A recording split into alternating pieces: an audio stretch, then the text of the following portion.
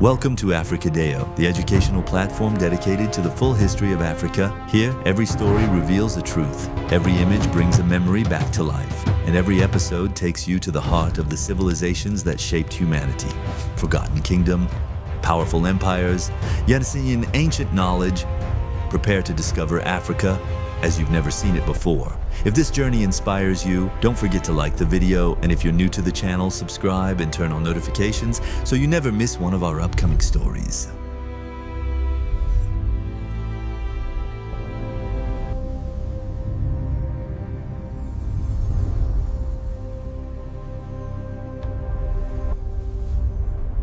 The mystery of gold.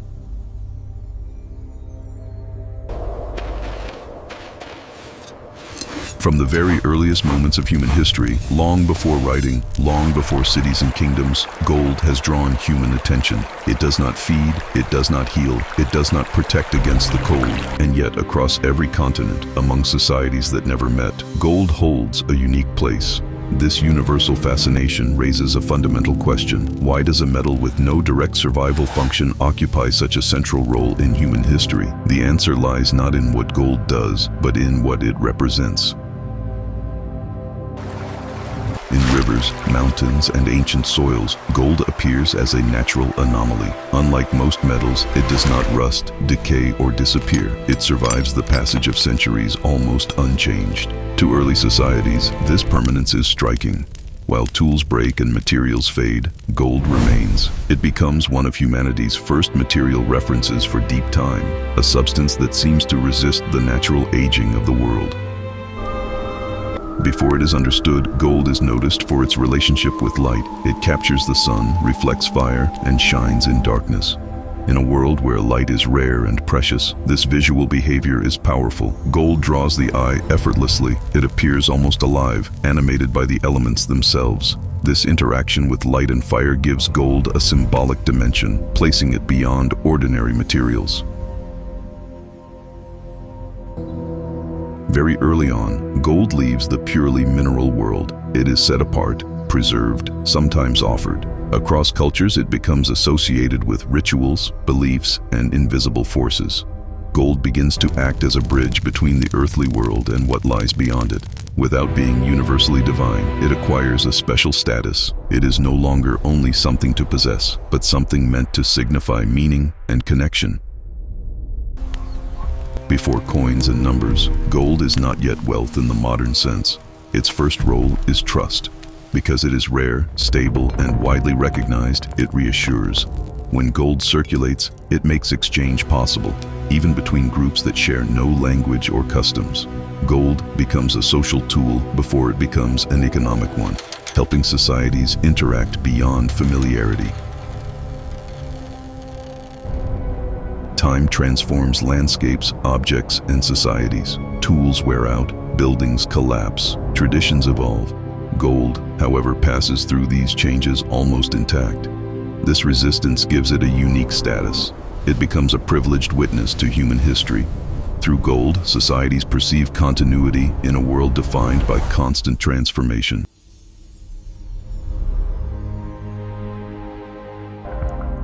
Engraved, worn, passed down, sometimes buried, gold becomes a carrier of memory. It preserves the trace of the hands that shaped it and the societies that gave it value. Each gold object tells a silent story of origin, use, and transmission. Even when melted and reshaped, the metal endures. Forms change, but the substance remains.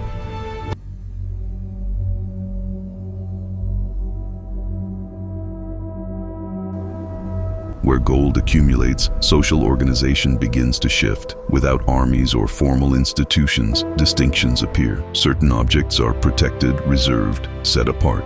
Gold becomes a marker of status and recognition. It does not create power, but it makes power visible. Through gold, hierarchy quietly takes shape.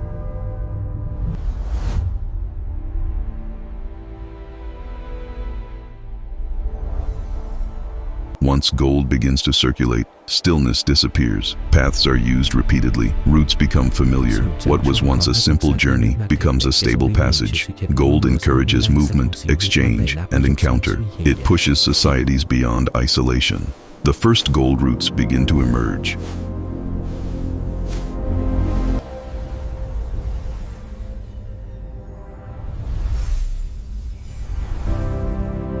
does not speak. It has no intention, no desire. Yet humanity projects onto it its hopes, fears, and ambitions. Security, prestige, power, continuity. In every era, gold reflects the priorities of those who use it. It acts as a silent mirror, revealing human values more than its own nature.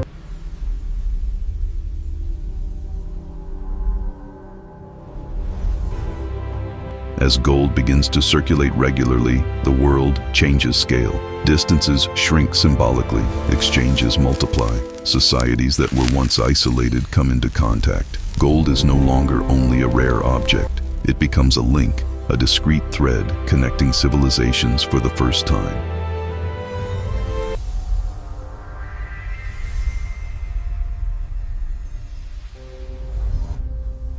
The birth of the gold routes.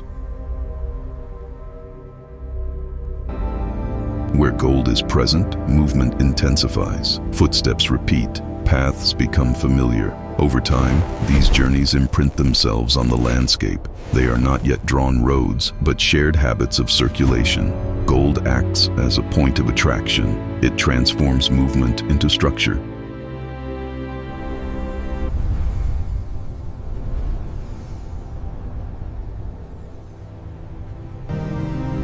These early routes appear on no maps. They are transmitted through experience, observation, and memory. Travelers follow rivers, relief lines, stars. Routes emerge from necessity rather than design. They change with seasons and risks. Gold creates a lived geography long before geography is drawn.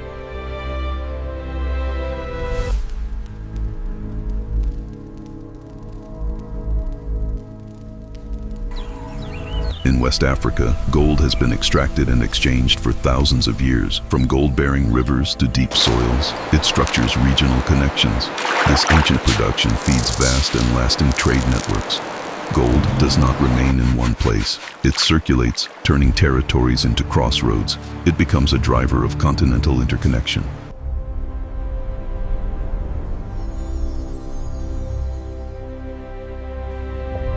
Water plays a central role in the discovery and circulation of gold.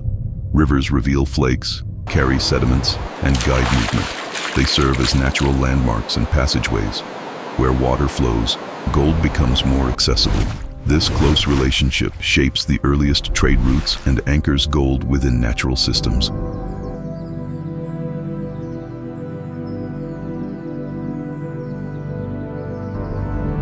Across deserts, gold moves slowly. These hostile spaces demand endurance and organization. Caravans adapt to the rhythm of climate, sun, and silence. Every crossing is a logistical challenge, yet gold justifies the effort. It turns the desert from a barrier into a link between worlds.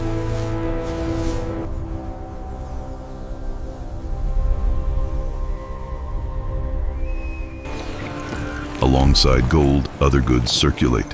Salt, textiles, crafted objects, but also ideas, practices, and stories. Gold routes become cultural routes. They connect societies through exchange. Gold is no longer alone. It travels with the diversity of the world.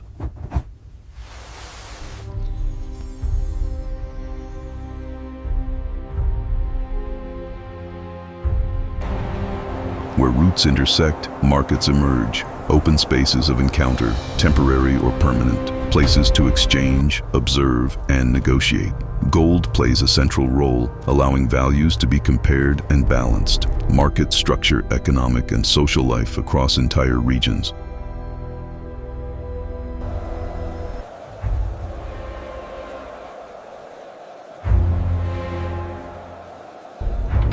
For exchange to function, measurement is essential. Gold is weighed, divided, balanced. These simple gestures create shared rules. They allow trust between strangers. Through the measurement of gold, societies develop common systems of reference.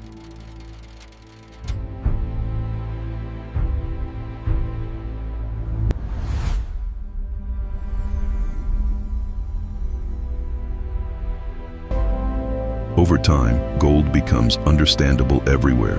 Its value is recognized beyond cultural boundaries. It functions as a shared language without words or translation. Thanks to gold, exchange becomes possible between very different peoples.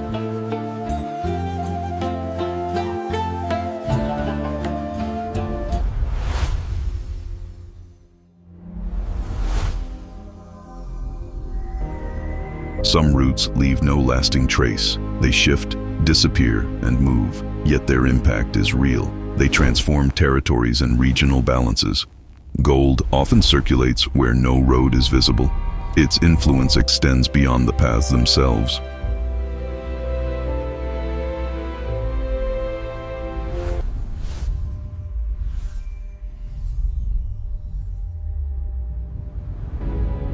Because it is stable and widely recognized, gold inspires trust. It reduces perceived risk. It allows societies to engage with the unknown. In a world without global institutions, this trust is essential. Gold becomes an implicit guarantee of exchange and cooperation.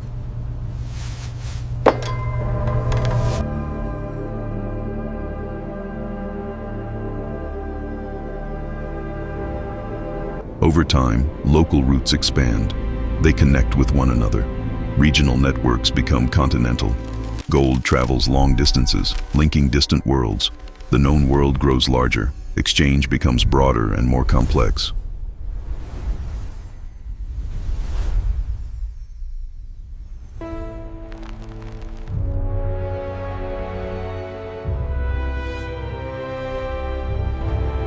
When routes intersect over time, cities emerge. At first modest, they grow with the flow of exchange.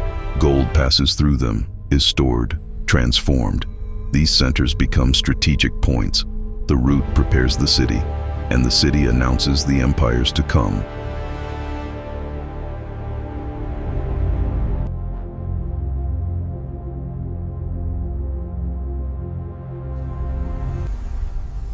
Empires, kingdoms, and the power of gold. As gold circulates, it attracts more than goods. It draws people, craftsmen, travelers, and ideas. Around points of exchange, settlements begin to form. At first, they are simple stopping places. Then markets appear, followed by permanent structures. Stone replaces earth. Routes converge. Gradually, space becomes organized. Gold is no longer just a resource. It becomes a force that shapes cities and landscapes. In many societies, gold is not only precious, it is meaningful. It marks position, function, and legitimacy. The more stable and enduring a material is, the more it seems suited to represent authority. Gold carries this quality naturally. It does not command through force, but through recognition. It becomes a silent language of power, saying without words, "Here, decisions are made." Value creates distinction. In a world where most materials wear out, gold resists. This resistance becomes a reference point. Gold is elevated, protected, and reserved. It separates the ordinary from the exceptional, the everyday from the ceremonial. Gold does not invent hierarchy, but it makes it visible. Through its use, societies express structure and order.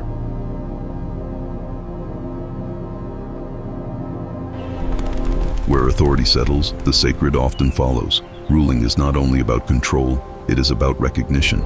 In ceremonial spaces, near fire and offerings, gold captures light like a controlled sun. It symbolizes continuity, protection, and legitimacy. Across cultures, it connects rulers to ancestors, to cosmic order, or to divine approval. Gold becomes a bridge between power and belief. Some cities become known not for their walls, but for what passes through them. Gold flows, is exchanged, measured, and stored. Urban spaces adapt to this movement. Districts specialize, paths stabilize, infrastructure develops. The city becomes a machine of circulation, a place designed to manage distance, value, and exchange.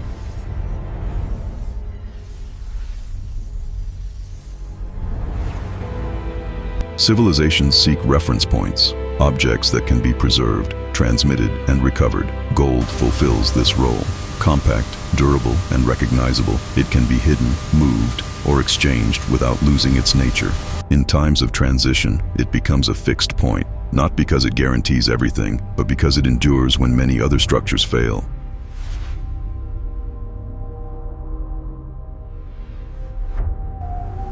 Where value concentrates, protection appears. Walls, enclosures, guarded spaces. Gold raises a simple question: how do you protect what attracts?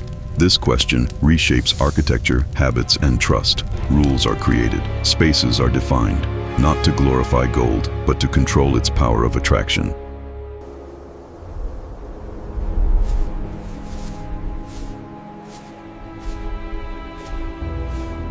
Gold crosses generations like a discreet thread.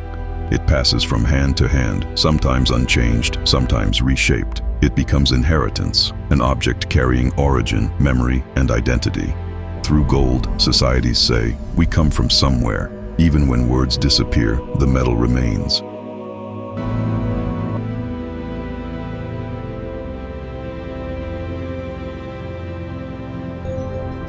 As centers grow, their influence spreads, roots multiply, exchanges intensify. Gold acts like a magnet. It attracts partners, travelers, and expertise. In return, it diffuses styles, techniques, and systems of measure. Gold does not only circulate value, it radiates cultural influence beyond political borders.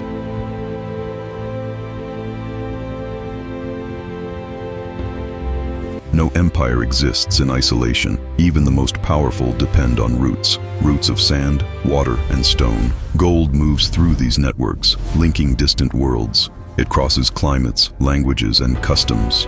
At each stage, it carries proof that exchange is possible between civilizations far apart.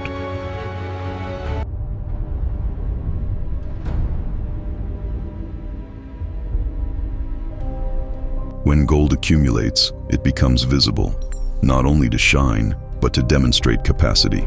Capacity to obtain, gather, and preserve. Treasuries are not just reserves, they are messages. They declare centrality and influence, but they also reveal a truth. The more gold concentrates, the more attention it attracts.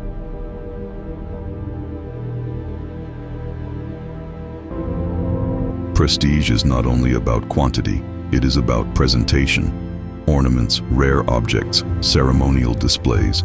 Gold becomes a signature. It marks key moments, alliances, rituals, transitions. Through gold, societies transform material into social language, readable by those who share its codes.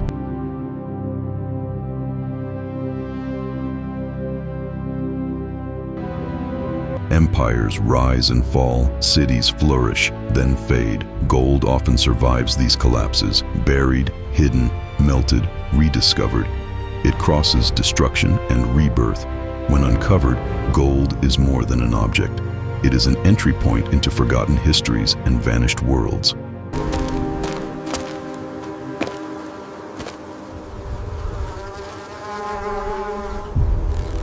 Yet even gold does not command time. Stones crack, roots shift, landscapes change. Nature reclaims what humans organized. Gold resists, not through dominance, but through material permanence.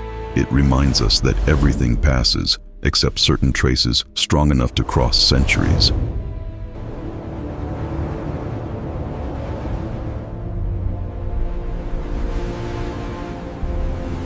At this stage, gold is no longer only a treasure. It has become a network. Roots converge, seas open, ports emerge, maps take shape. Gold links continents like an invisible thread, and soon it will carry more than goods. It will carry ideas, techniques, and worldviews. The age of connection begins.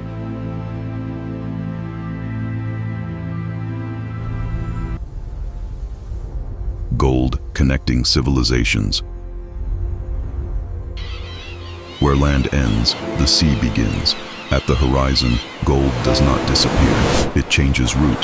Coastlines become thresholds between worlds. Places of departure, arrival, and transformation. Where waves erase footprints, gold promises continuity.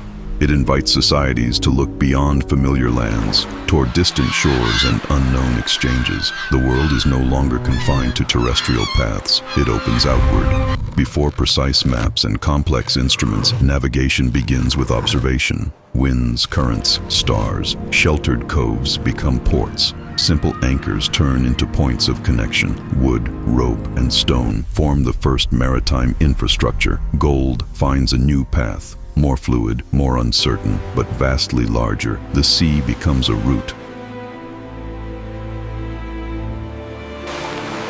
To sail is to accept uncertainty. On water, nothing remains fixed. The horizon shifts constantly, yet gold travels, hidden, protected, entrusted to skill and experience. Each crossing is a decision, each departure a calculated risk. Gold advances, carried by courage, knowledge, and the growing mastery of the maritime world.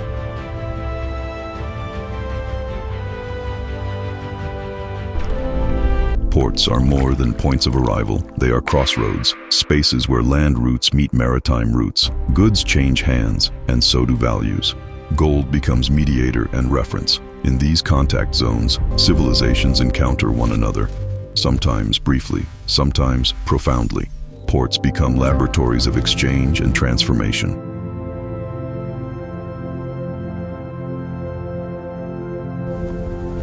Around gold, a wide diversity of goods circulates. Rare materials, textiles, crafted objects, spices.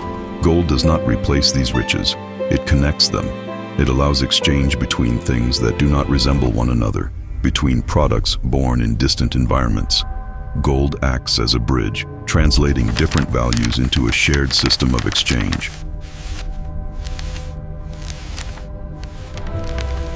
To travel far, societies must orient themselves. Maps begin to appear, imperfect, symbolic, sometimes imagined, but always shaped by experience. Gold influences these representations. It marks routes, objectives, centers of interest. In searching for gold, humanity refines its understanding of space. Routes become knowledge. Movement becomes information. Gold does not carry objects alone. It accompanies ideas, techniques, and beliefs. With every exchange, something invisible circulates. Ways of counting, measuring, building, thinking. Gold routes become cultural routes. They spread more than material wealth. They transmit knowledge. They accelerate contact between different visions of the world.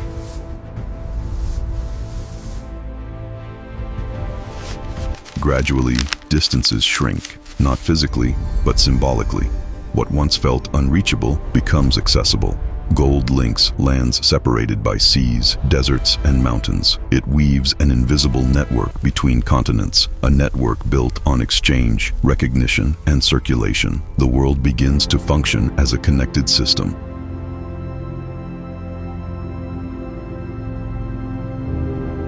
Wherever it arrives, gold is recognized. It may change form, weight, or function, but its value is understood. Gold becomes a shared language between different societies, a language without words, without translation. In a diverse world, it creates agreement, a common reference that makes exchange possible.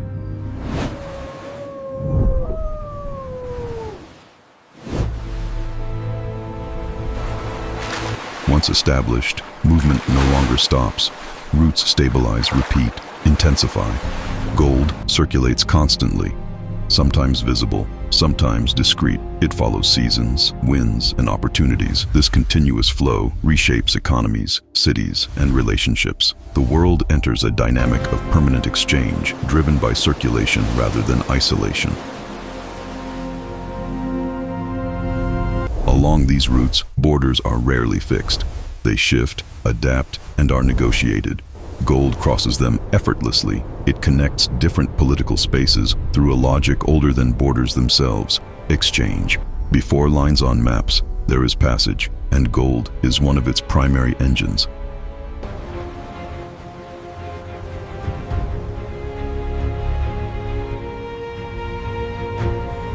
As routes expand, the world tightens, centers multiply, connections grow denser. Gold becomes a structuring element of a global system long before modern globalization. A system without a single center, but composed of nodes, relays, and passages. The world begins to operate as a network.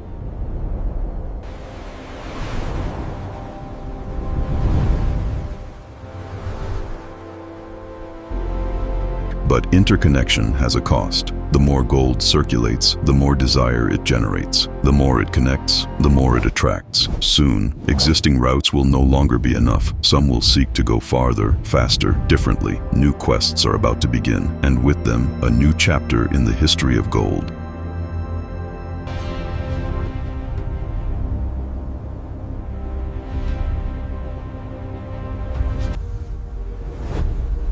Gold and the Great Quests. At a certain point, existing routes are no longer enough. Gold awakens a simple and powerful question: what lies beyond? Beyond known lands, beyond established maps. It is not only wealth that attracts, but possibility. The possibility of discovering, connecting, expanding the world. Gold becomes a call toward the unknown.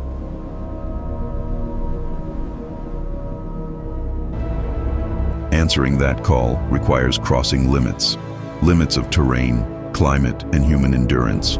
Mountains, narrow passages, hostile lands become trials. Each obstacle crossed reshapes what is considered possible. Gold does not remove difficulty, it makes effort acceptable, because at the end of the journey, a promise remains.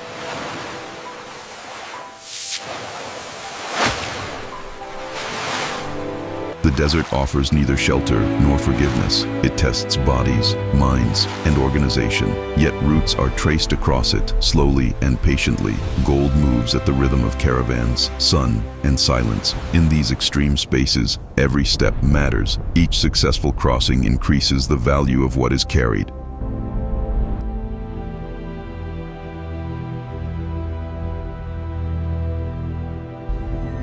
On the sea, danger takes another form. Storms, currents, immensity. To sail is to accept separation from land, yet gold crosses these moving spaces. It accompanies the development of navigation, orientation, and prediction. Each voyage pushes the boundaries of the known world a little farther.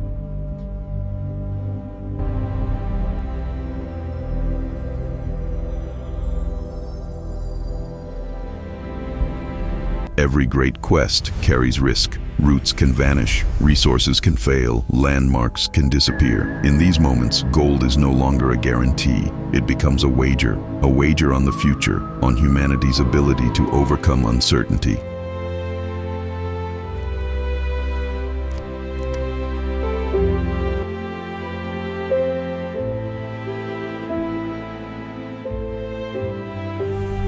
Despite danger, the promise endures. Gold concentrates hope of return, of successful exchange, of transformation. It justifies effort, time, and collective organization. Gold symbolizes both what may be gained and what may be lost. In every quest, it acts as a mental horizon, a goal that structures action.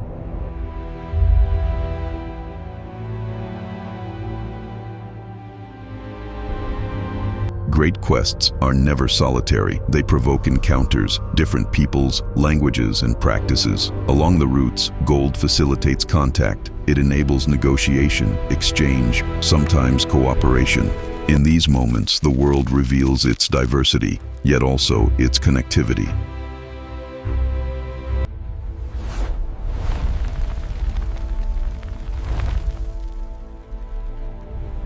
Where value concentrates, tension appears. Gold attracts as much as it divides.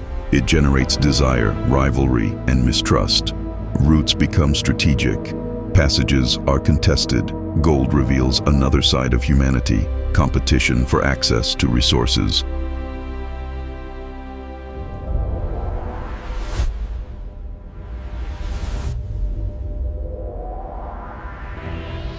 Great quests never leave the world unchanged.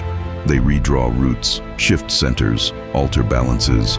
Territories once peripheral become essential. New paths replace older ones. Gold acts as a catalyst for transformation. It accelerates history by intensifying movement and connection.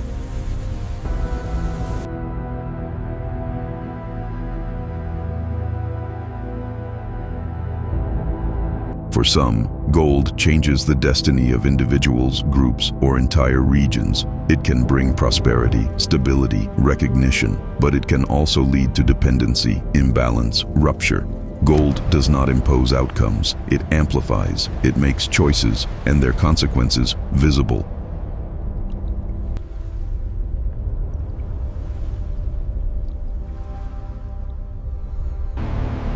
Through exploration, measurement, and extraction, gold enters a new phase. It gradually leaves the world of quests for the world of organization. Techniques improve, volumes increase. Gold becomes systematic, rational, planned. A new era begins.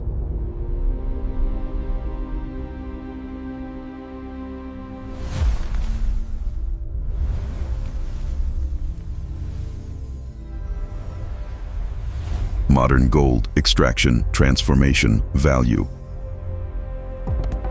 In the modern era, gold is no longer sought only at the surface. The earth must be opened, layer by layer. Rock is drilled, removed, and examined. Depth replaces chance. Scale replaces individual effort. What was once a search becomes a collective operation, organized, planned, and measured. Gold enters the industrial world, where discovery depends less on luck and more on knowledge and technology.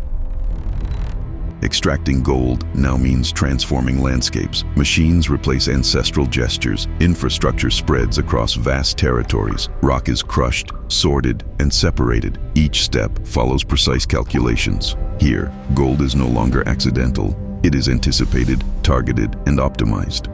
Extraction becomes an exercise in control, where efficiency reshapes the relationship between humans and the earth. Once extracted, gold must be purified. Heat, fusion, separation. Fire returns to its ancient role, but on a far greater scale. Matter changes state, form, and color. Rock becomes liquid metal. This transformation concentrates value. Gold emerges visible and refined, ready to circulate in a world that demands uniformity and precision. The gold bar embodies this transformation. Compact, standardized, recognizable. It no longer tells the story of a specific place, but of a universally accepted value. Each bar resembles the next. Natural irregularities disappear. Gold becomes an abstract unit, designed to be counted, stored, and moved. The metal adapts to a system built on equivalence and exchange. In the modern world, gold often stands still. It is stored, protected, removed from daily circulation. Its purpose is no longer immediate exchange, but preservation. Gold becomes a reserve, a silent safeguard against uncertainty. Its value lies not in use, but in availability. It waits, ready to intervene when confidence falters.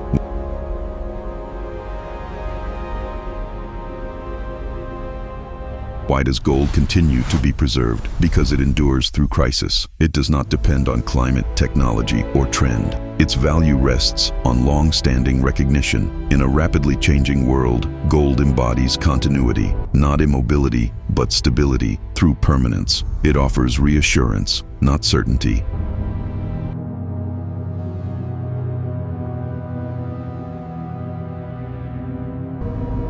Today, gold often circulates without being seen. It becomes numbers, data, references. It is traded without touch, owned without sight.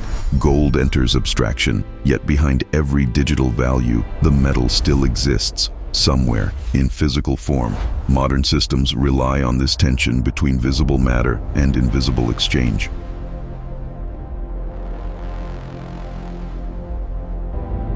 On a global scale, gold connects distant systems, mines, refineries, vaults, markets. It moves across borders without regard for language or culture.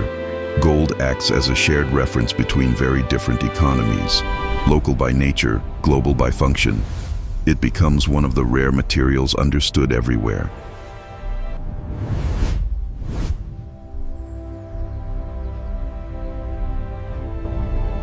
From ancient ornaments to modern bars, gold does not change. Its composition remains the same, only its forms evolve. Through gold, ancient societies connect to contemporary ones. A single material crosses time, almost intact. Gold embodies continuity within human transformation.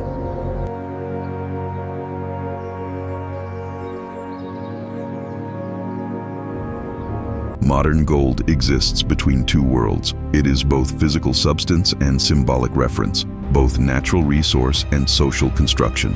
This dual nature gives gold its unique place. It is never only what it is also what humanity decides to make of it.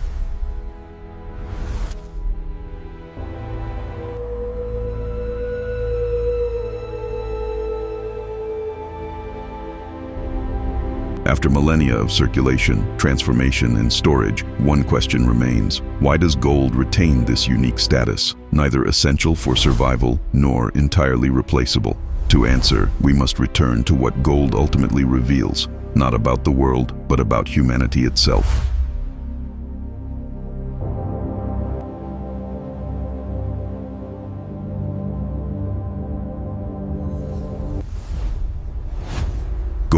a mirror of humanity. After roots, empires, and vaults, gold returns to its origin, the earth, where it was formed, where it still rests, often unseen. Beneath soil and stone, the metal waits, indifferent to borders, eras, and ambitions. This return to the earth reminds us of a simple truth. Before it became wealth, gold was, and remains, a natural substance. Time transforms everything. Cities fade, roots disappear, civilizations give way to others. Gold, however, changes little. It crosses centuries almost untouched. In this permanence, it becomes a silent reference, a discreet witness to the human passage through time.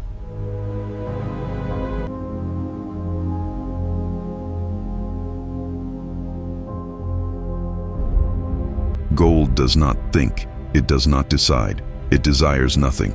It is humanity that assigns it meaning, value, and role. Through gold, societies project their aspirations, security, power, prestige, continuity.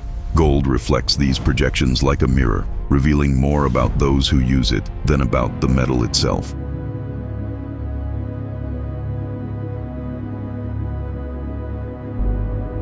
Along abandoned paths, gold retains the memory of movement.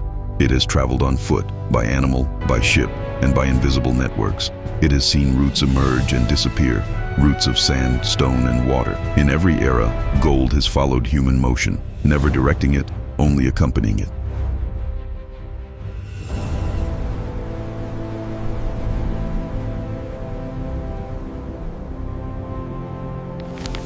Gold is neither virtuous nor dangerous by nature. It imposes nothing. It amplifies what already exists, organization or disorder, cooperation or rivalry. Gold reveals the choices made by the societies that use it. It does not judge, it reflects.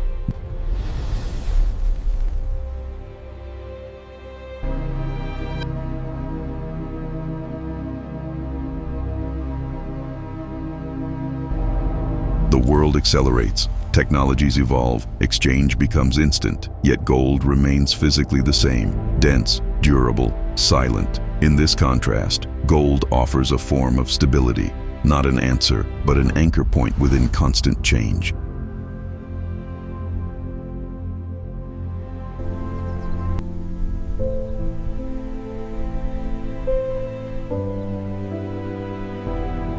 Civilizations have not shared the same languages, beliefs, or political systems, but almost all have recognized gold. This shared recognition crosses continents and centuries. It tells less a story of wealth than a story of trust, a trust placed in a material that endures beyond difference.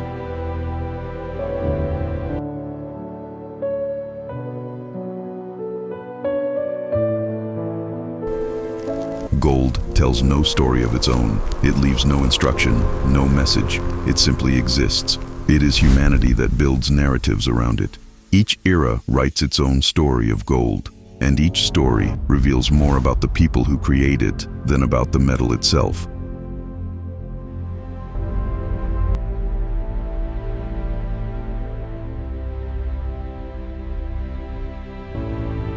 Through gold, humanity reveals its priorities, what it protects, what it exchanges, what it transmits. Gold is never an end in itself. It is a tool, a symbol, a revealer of collective and individual choices.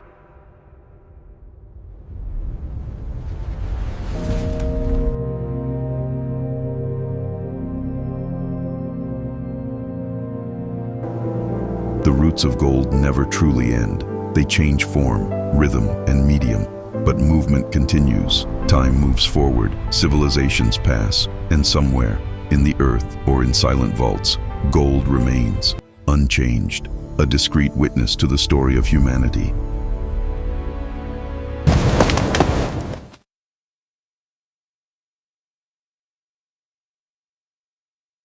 Give us your thoughts in the comments, and if you enjoyed this video, don't forget to like, subscribe, and activate the notification bell so you don't miss any of our upcoming content. See you soon for another extraordinary episode.